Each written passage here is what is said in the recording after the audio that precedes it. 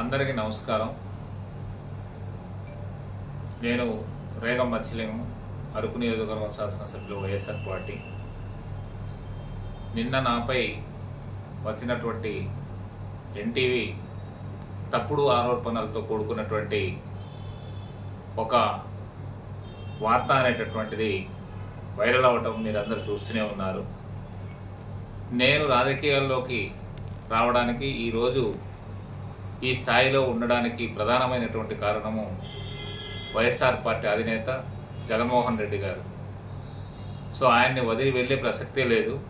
ఒకప్పుడు ఆయన దగ్గర వదిలి వెళ్ళేటటువంటి పరిస్థితి వస్తే నేను రాజకీయాల నుంచే తప్పుకుంటానేమో తప్ప పార్టీలు మారే ప్రసక్తే లేదని చెప్పేసి మీకు ఎవరైతే నా మీద తప్పుడు ఆరోపణలు చేస్తున్నారో, ఏ టీవీ అయితే నా మీద వ్యతిరేకంగా వార్తలు రాస్తున్నదో వాళ్ళకి మరి హెచ్చరిస్తున్నాను. ఒక్కసారి మీరు ఆలోచించుకోండి.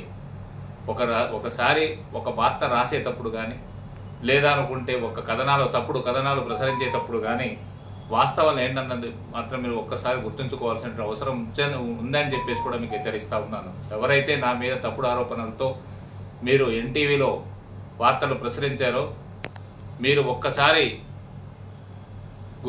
గుర్తెరిగి మీరు వార్తలు ప్రచురించాలని చెప్పేసి కూడా మీకు హెచ్చరిస్తా ఉన్నాను.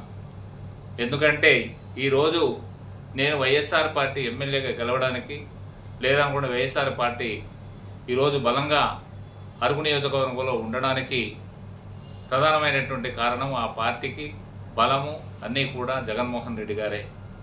ఆయన హయాంలోనే నేను ఈరోజు రాజకీయాల్లో వచ్చాను. ఆయన నాకు ఒక సముచితమైనటువంటి స్థానాన్ని ఇచ్చారు. కాబట్టి దాన్ని పదిలంగా నేను నిలబెట్టుకోవాల్సినటువంటి బాధ్యత నా మీద ఉందని చెప్పేసి కూడా మీకు హెచ్చరిస్తా ఉన్నాను.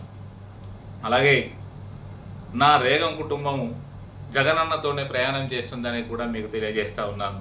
నాపై తప్పుడు ఆరోపణలు చేసి ప్రజలను తప్పుదోవ పట్టిస్తున్న నేపథ్యంలో నేను పార్టీ అన్నానని చెప్పేసి ఎన్టీఏలో వచ్చినటువంటి వార్తలైతే అది పూర్తిగా అవాస్తవం అని చెప్పేసి ప్రజలకు తెలియజేస్తా ఉన్నాను. అరకులో వైసీపీ ఈరోజు పార్టీ బలంగా ఉంది.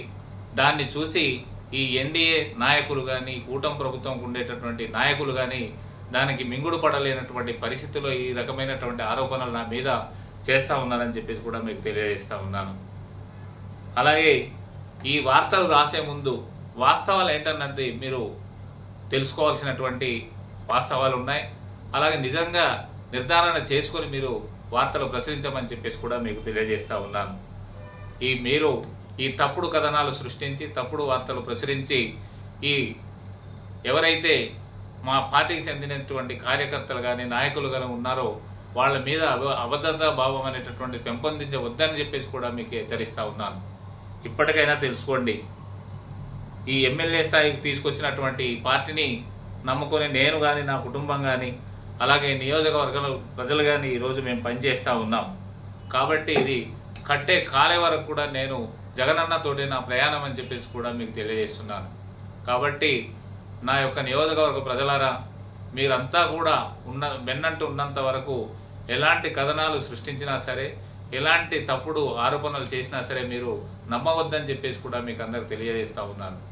కాబట్టి మీరంతా కూడా సంయమనంతో మన పార్టీ బలోపేతానికి, అలాగే మన నియోజకవర్గం యొక్క బాగోగుల కోసం మీరంతా కూడా తోడ్పాటు అందించి ఇక మునుముందు మన పార్టీ ఇంకా బలంగా పనిచేయడానికి మీ సహకారం అందించాలని చెప్పేసి కోరుతా ఉన్నాను.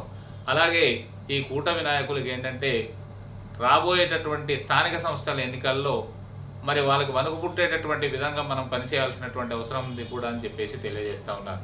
నమస్కారం.